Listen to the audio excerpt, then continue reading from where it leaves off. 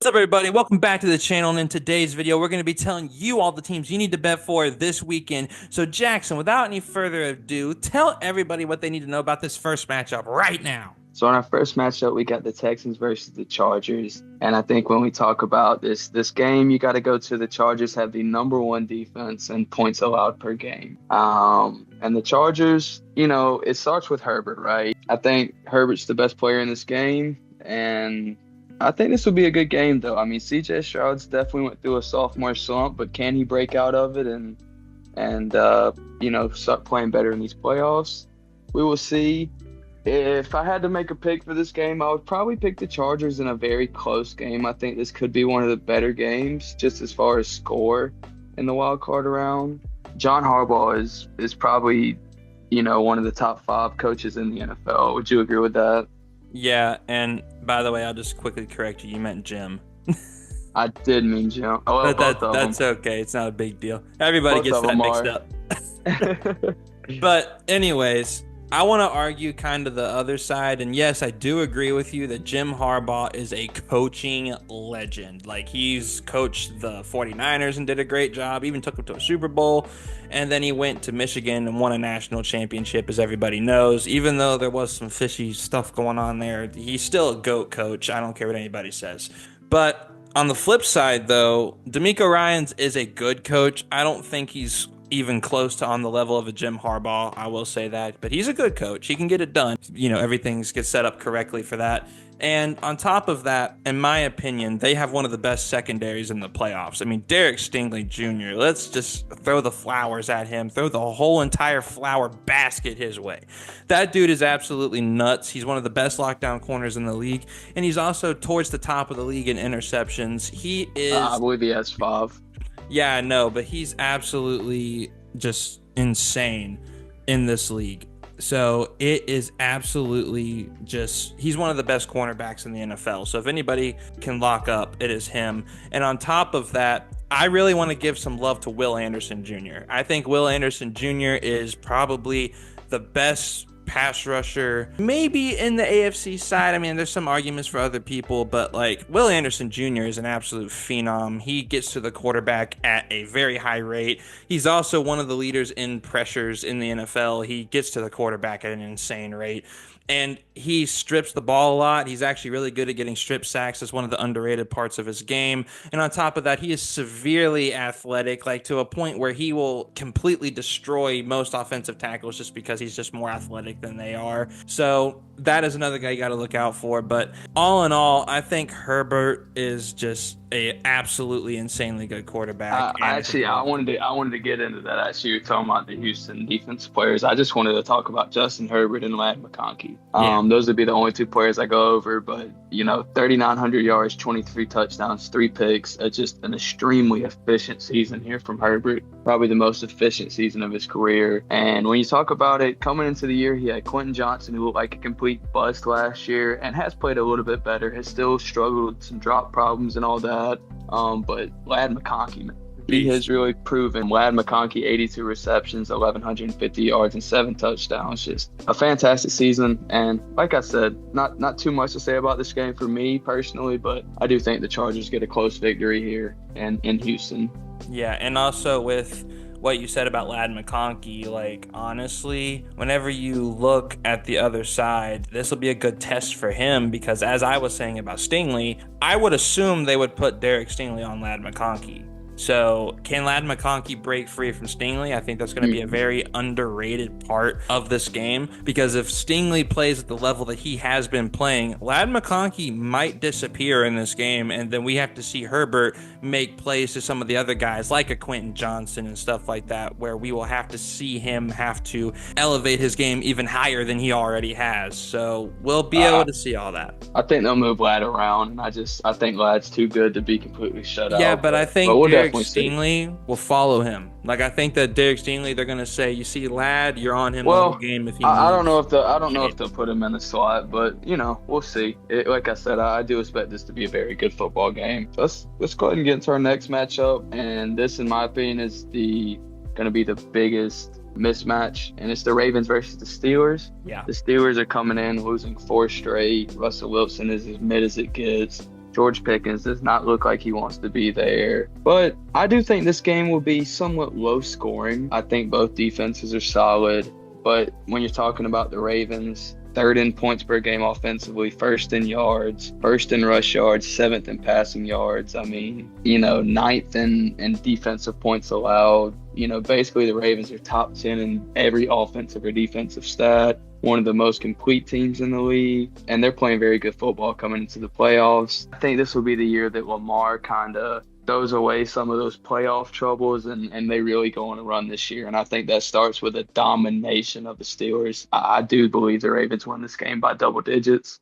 I could even see them win this game by 3 scores. Yeah, now I will say, I think you saying the thing of the Ravens going on a run, pump the brakes a little bit. I will say that. But on top of all of that stuff, though, I think in this particular game, you're 100% correct. I mean, Lamar Jackson is having an MVP caliber season. In fact, he is my MVP. Whenever you look at it, like they got Derrick Henry on the Ravens. Who in the right mind thinks that anybody on Pittsburgh is going to be able to one-on-one tackle Derrick Henry like they're going to have to do? I don't think there is a single player on Pittsburgh, really, that is capable of doing that other than maybe TJ Watt, maybe Highsmith, and I guess Cameron Hayward. But other than I would like to bring up something interesting going into this game. So I do not believe Zay Flowers is going to play in this game. He hurt his knee last week, and from what I understand, it was a 2 to 3 week injury. So I do not expect him to play this week. But I will say this: Mark Andrews and Rashad Bateman have really stepped up for the Ravens over the latter part of the season. And obviously, when you got Derrick Henry, who is undoubtedly a top 2 running back in the league. I mean, I don't think there's any reason the Ravens should have any struggles with the Steelers. I mean, I think it could be a competitive game in the first half, but I see the Ravens start pulling ahead at some point just because I think eventually the Steelers defense gets tired and the Ravens offense just wears them down and just pounds them with Lamar and Derrick Henry. Yeah. I just don't see it happening. And honestly, if you want me to give you a score prediction, I'd say it'd be like 34-10 Ravens. Let's get into this next game. And this is a game that I'm very intrigued by because I think Denver really gives Buffalo a game. It's an 8.5 point spread. Buffalo's the favorites, obviously. But I think Denver gives Buffalo a game. I think Bo Nix is going to come out, have an efficient football game, and I think this game will come down to the fourth quarter. But I do see the Bills winning, and I'll go ahead and give you guys a little spoiler. Even though this is only a wild card prediction, the Buffalo Bills is my Super Bowl champion. I think this is the year Josh Allen does his thing in the playoffs and leads them all the way to the Lombardi. But I'm getting a little ahead of myself because this Denver game is not an easy game for them. Denver has a really good defense, led by Pat Surtain, who could very well win Defensive Player of the Year. And I think he'd be very deserving of it. He is the best cornerback in the league, in my opinion. He's going against my MVP, Josh Allen. And you said that Lamar deserves it, and I see every reason, and I see a lot of reasons why that Lamar would deserve the MVP. But just given the variables, I do think Josh Allen's been the best player in football this year. But like I said, this isn't for this video. That debate isn't for this video. So just get into it. I will give a score prediction this game, just because I want to show how close I think it'll be. I'm going to go Buffalo 31-28. Okay, so let me talk a little bit about this because you said some things that I agree with and some things that make me want to go, whoa, pump the freaking brakes there, Jackson. Holy crap. So let me go ahead and say, first things first, I don't understand why anyone picks Buffalo for their Super Bowl team because this Buffalo team is one of the weaker Buffalo teams that they've had, and the better ones couldn't do it, so I don't see this one doing it. That's essentially what I'm saying. So I completely disagree with that. I just want to go ahead and get that out of the way. I'm going to wait around to tell you guys mine just to see how everything plays out. I'm not completely sure yet, but I'm almost 100% sure it ain't going to be Buffalo. I'm just going to be honest. The number one thing in this game that I want for people to watch isn't even Bo Nix. I think Bo Nix is going to come out here and he's going to put on a show, and Josh Allen's going to have a decent game and it's going to be close. Like you said, I agree with that. But what I want people to watch is that Broncos defense, because this defense is so underrated. I mean, you got Pat Surtain, who I don't think anyone's going to argue is one of the best cornerbacks in the whole entire league. And then you also have some really good safeties in the back. And I also think that their front seven is severely underrated, led by Nick Bonito, I think is how you say his name. And this guy, every time I watch him, he seems to get a defensive touchdown of some kind, or at least he makes a play that allows the offense to get a really short field and they go get the touchdown with relative ease. Whenever you have a guy who's capable of doing things like that, you can beat any team. Like, honestly, this Broncos team kind of reminds me of the underratedness of like the 2011 Giants. You know what I mean? Like a team like that where you're like, there's no way that they're going to go, but they could cause some problems. And then they end up going to the Super Bowl. Like, that's kind of what this Broncos team reminds me of. Now, with that being said, I agree with you, Jackson. I think the Bills are going to win in a very close shootout type game. I do. But I want everyone to watch Pat Surtain and Nick Bonito, because if they go off this game, that score could easily flip. And that's all I'm trying to say. Okay. I think you brought up some very good points there, and I think we're in agreement that the Bills are in for a hard game here, and I think it'll be a close, fourth quarter kind of game. All right, getting into our next game, we got the Packers versus the Eagles, and this is a game in Philadelphia. The Eagles are 4.5-point favorites, and the Eagles are a very dominant rushing team. Saquon Barkley probably would have broke the record if he played in the last game of this season. And the interesting storyline for this one is Jalen Hurts is still in concussion protocol, but I do expect him to clear and probably play. And this Eagles defense is really good. Their pass rush is elite, maybe the best in the league. Jalen Carter is having a fantastic season, an all-pro caliber season. Cooper DeJean is been a very good rookie. So is Quinyon Mitchell. Their draft class has played really well, and this Eagles team has just really played amazing through the stretch of the season. I don't know if this is completely true, but I think they lost to the Bucs by 17 in week 3 in a game where Devontae Smith and A.J. Brown did not play. I do want to clarify that. And I don't think they've lost since. I do not think they've lost since. They have one of the best offensive lines in the league, and they're just a really good football team. I don't know why, but my head is just telling me I'm not giving the Packers a chance, even though they're a very good football team and Jordan Love's a great quarterback. I don't see them getting it done. The Packers are still a very young team, and I just think the Eagles have been here, done this. I don't think the Eagles make it very far in the NFC. I do think they lose in the next round.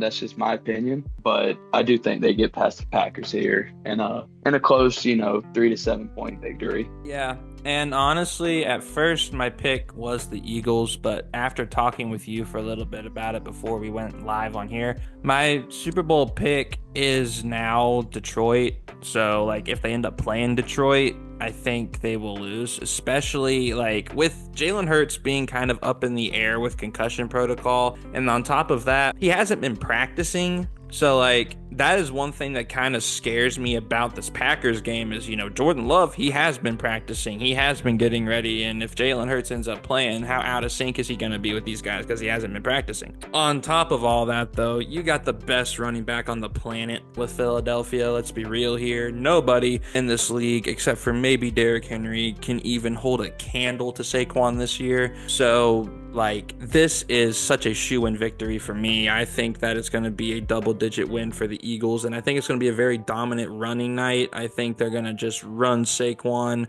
like crazy until the wheels fall off because they really don't want to throw the ball because they got Kenny Pickett or Tanner McKee throwing the ball, and neither one of them are trusted to throw 40-plus passes a game. So they want to run the ball a lot with the best running back in the league, and I think that they ultimately get it done. And I also want to tell you guys, if you are betting on everything we're saying here, I would bet on over 100 yards and a rushing touchdown at least for Saquon Barkley. Okay. So you think the Eagles win by double digits even if Hurts does not play? I do, just because I don't think the Packers have the personnel to stop Saquon completely.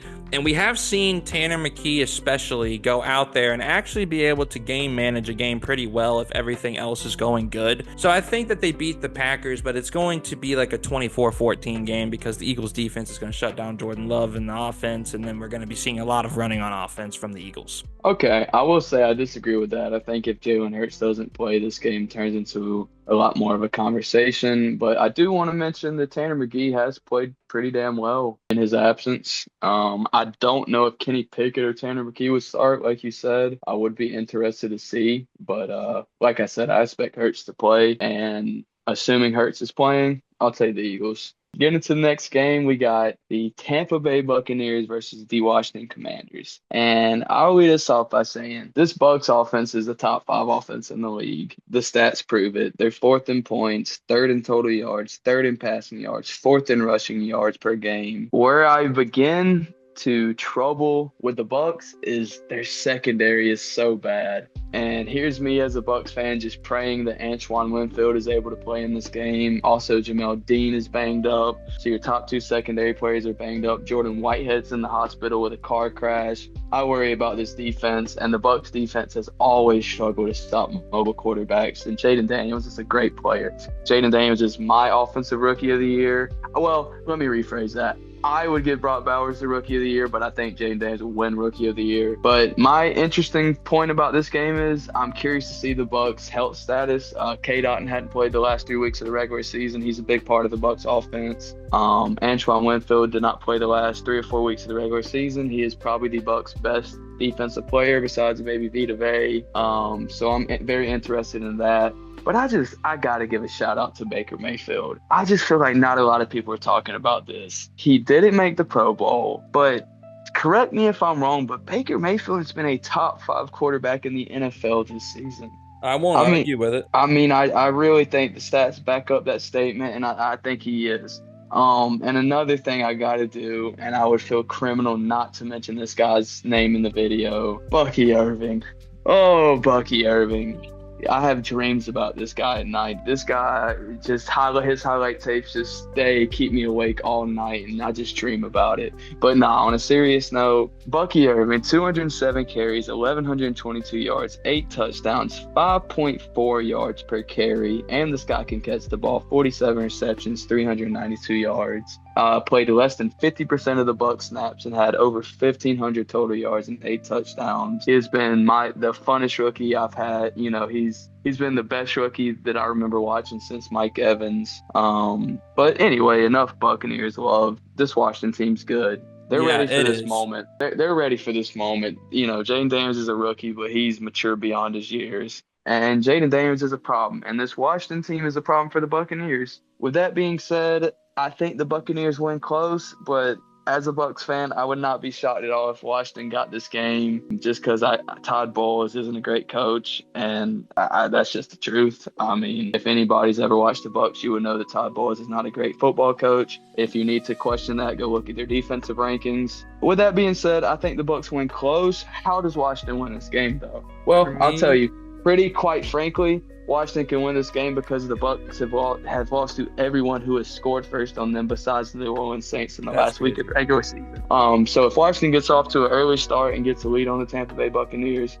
I expect them to win. But with that being said, I think the Bucs get off to an early lead. I think they employ their run game with Bucky Irvin and Rachaad White, and I think we see a bit more Sean Tucker in this game.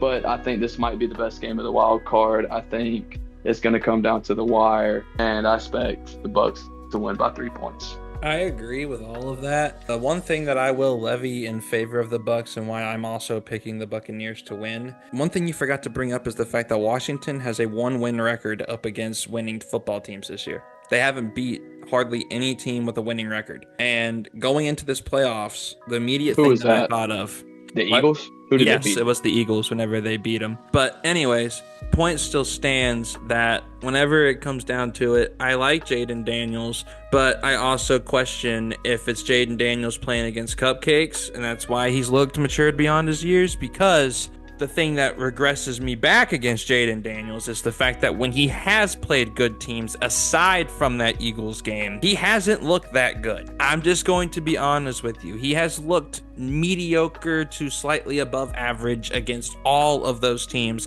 except for that one Eagles game. Now, could we say that he's progressed enough to where that one Eagles game is what we should be going by and the other games don't really matter because they were like rookie mistake games? Potentially he's progressed past that. The Bucs defense sucks. I'm just Oh, gonna. I 100% agree. I'm not saying that he's going to suck against y'all, but I'm just saying, though, Jaden Daniels, as a trend, has been he doesn't do good against the best teams in the league, and then whenever he plays against the mediocre to below average to terrible teams, he pops off, and that's why the stats look the way they do for Jaden Daniels. For me, that gives me pause whenever I think about the Commanders, because, like, even if for whatever reason they get past Tampa Bay, right, after the next round, I think they're done. So, like, it's one of those things where it's like, I don't trust Jaden yet.